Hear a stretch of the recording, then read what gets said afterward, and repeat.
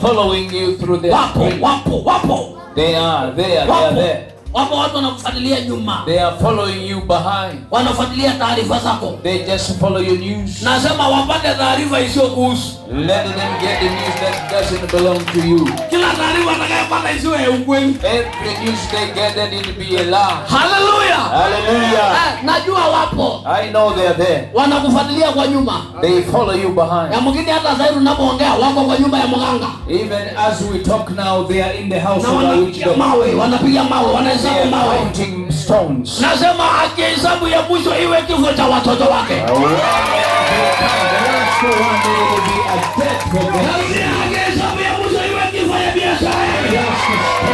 Their businesses will die. Akihesabu ya mwisho iwe kifo cha ndoa yake. The son will be a death for them. Akihesabu ya mwisho iwe kifo cha maisha yake. Last stone will be the death of them. Hallelujah. Hallelujah. Akihesabu ya mwisho iwe kifo chake. The last stone, it will be their death. Yes.